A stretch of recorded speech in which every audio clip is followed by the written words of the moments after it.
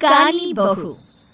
किशोरी लाल जी के बेटे राघव की शादी की बात जगह जगह चल रही थी, लेकिन किशोरी लाल जी को कोई लड़की पसंद ही नहीं आती थी।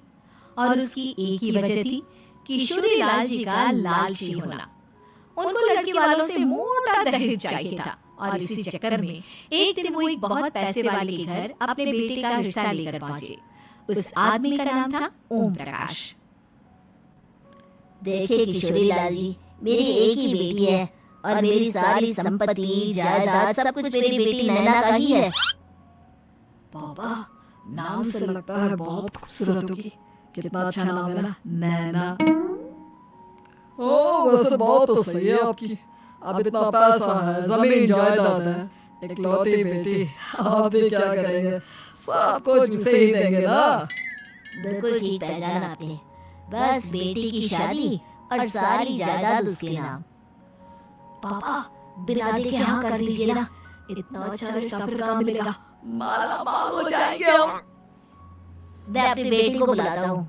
अरे नहीं नहीं नहीं, आपकी बेटी का नाम नैना है, सुनकर ही लगता है बहुत सुंदर होगी। रहने दीजिए अंकल, मैं तो आपकी बेटी के नाम से इतना खुश हो गया हूँ कि उसे बिना देखे शादी करने को तैयार हूँ। अब तो मैं उसका चेहरा सीधे शादी के बाद ही देखूंगा। और इस तरह राघव नैना का चेहरा नहीं देखता और उससे शादी कर लेता है। शादी के बाद अपनी सुहाग रात पर जब राघव नैना का घूंघट उठाकर देखता है तो नैना की आंखें बंद थी। कितने खूबसूरत हो तुम नैना, जरा अपनी आंखें खोलकर मेरी तरफ देखो तो सही। नहीं, मुझे शर्म आती है।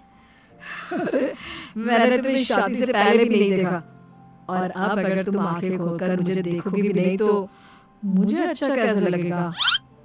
इससे पहले कि नैना अपनी आंखें खोलकर राघव की तरफ देखती, अचानक से लाइट चली गई और राघव नैना को पूरी तरह से देख भी नहीं पाया।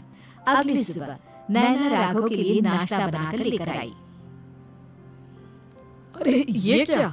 आधा पराठा सेका हुआ है और आधा बिल्कुल कच्चा। ये तुमने क्या किया नैना? बहू, तुमने क्या आधा पराठा तवे से नीचे लटका कर रखा था, जो आधा सेका है और आधा कच्चा? मुझे जितना दिखेगा उतना ही तो सीखूंगी ना पापा जी।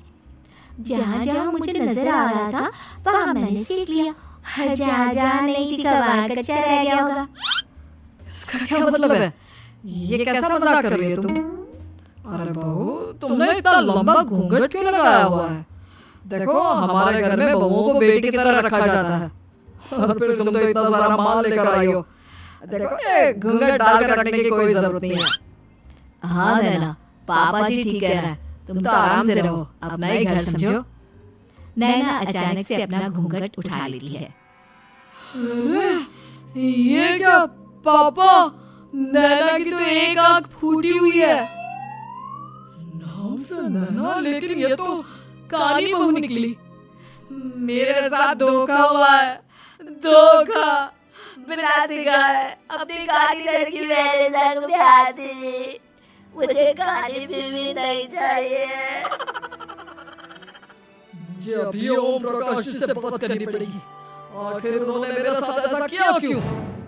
आए, आप लोगों ने ही तो पापा से कहा था कि आप लोग शादी से पहले मुझे देखना नहीं चाहते।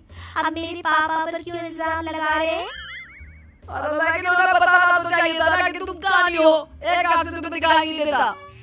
किशोरी लाल और राघव नाराज होकर ओम प्रकाश को अपने घर बुलाते हैं। पापा जी, ये आपने क्या किया? शादी से पहले बताया क्यों नहीं कि नैना की आंखों में परेशानी है? अरे आप ही ने तो लड़की देखने से मना कर दिया था। और लेकिन आप बता तो सकते थे। आपको तो हमारी बेटी की प्रॉपर्टी चाहिए थी, वो भी पूरी की पूरी। अब क्या हुआ अगर उसे आधा दिखा देता है? प्रॉपर्टी तो आपको पूरी मिल गई ना। अरे ये क्या बात हुई? मेरी शादी प्रॉपर्टी से नहीं, आपकी बेटी से हुई है।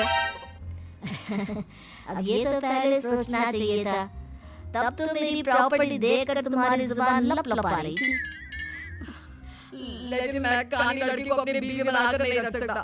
पापा, कुछ करिए ना। करता हूँ। देखिए ओम प्रकाश जी, आप हमारे साथ ऐसा नहीं कर सकते। और तुम देखो, अगर तुमने मेरी बेटी से शादी तोड़ी ना, तो जो भी प्रॉपर्टी मैंने तुम्हें दी है वो तो पूरी की पूरी वापस ले लूंगा, और आधी प्रॉपर्टी तुम्हारी भी लूंगा। अरे मेरी आधी प्रॉपर्टी भला क्यों लेंगे आप? इसलिए क्योंकि मेरी बेटी को आधा नजर आता है और उसकी नजर अभी तक तुम्हारी आधी जायदाद पर ही पड़ी है। अब तुम उसे घर से निकालोगे तो कुछ तो लेकर जाएगी ना। और अगर हम आपकी बेटी को अपने घर की बहू बनाकर रखे तो तुम्हारी पूरी प्रॉपर्टी तुम्हारी रहेगी, और जो मैंने तुम्हें दिया है ना उसमें से बस मैं आधा लेकर जाऊंगा। अरे लेकिन अब आप अपनी दी हुई प्रॉपर्टी में से आधी वापस क्यों लेकर जाएंगे? अगर मैं आपकी बेटी को अपनी पत्नी बनाकर रखने को तैयार हूँ तो? इसलिए ताकि भविष्य में अगर तुम मेरी बेटी को धोखा दो तो उसके पास कुछ तो रहे जो पति का हो। वैसे मेरे पास तो बहुत कुछ है, लेकिन अपने पति की कोई निशानी तो उसके पास होनी चाहिए ना। अब अगर तुमने मेरी बेटी को कहानी कहा तो तुम्हें प्रॉपर्टी भी कहानी मिलेगी, पूरी नहीं। जमाए राजा। किशोरी लाल और राघव समझ चुके थे कि वो बुरी तरह फंस चुके हैं और अब उनके पास वहां से निकलने का कोई चारा नहीं है। अब समझ में आया ना, लालच बुरी बला होती है। एक तो तुम्हें प्रॉपर्टी मिली, ऊपर से बीवी मिली, उसमें तुम्हें नखरे भी दिखाने हैं। आए बड़े, चुपचाप बैठो। कुछ दिनों के बाद नैना राघव की कार लेकर बाजार घूमने निकलती है और जब कार लेकर वापस आती है, ये क्या? एक तरफ से मेरी गाड़ी पूरी खराब हो चुकी है। लगता है तुमने मेरी गाड़ी को किसी दूसरी गाड़ी के साथ एक्सीडेंट किया है। अरे कितना बड़ा नुकसान कर दिया तुमने बहू। वो क्या है ना पापा जी, मुझे एक आंख से दिखाई नहीं दे रहा था, सामने से गाड़ी आ रही थी। मुझे तो सिर्फ आधा ही दिखाई दिया और वो गाड़ी मेरी कार से रगड़ती हुई निकल गई। अब मैं क्या करूं बताओ? आप इसे ठीक कराने के पैसे कौन देगा? तुम्हारे पापा। तुमने मुझसे इस तरह से बात की? आगे रुको। नैना राघव की शिकायत ओम प्रकाश को कर देती है। देखो राघव, अब जो मेरी आधी प्रॉपर्टी तुम्हारे पास थी ना उसमें से आधी और मैं लेकर जाऊंगा, क्योंकि तुमने मेरी बेटी को डांटा। अरे नहीं पापा जी, गलती हो गई, माफ कर दो। गलती की तो कोई गुंजाइश ही नहीं। अगली बार मेरी बेटी को डांटा तो बची हुई आधी में से आधी और ले जाऊंगा। लालच के चक्कर में हम दोनों ने बहुत बड़ी गलती कर दी बेटा। एक तो तुम्हें काली बहू मिली और ऊपर से जो माल मिला वो भी काला।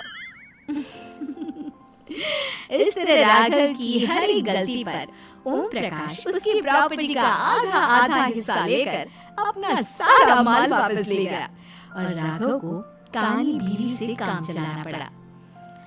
ये लालच वाकई में बुरी बला है।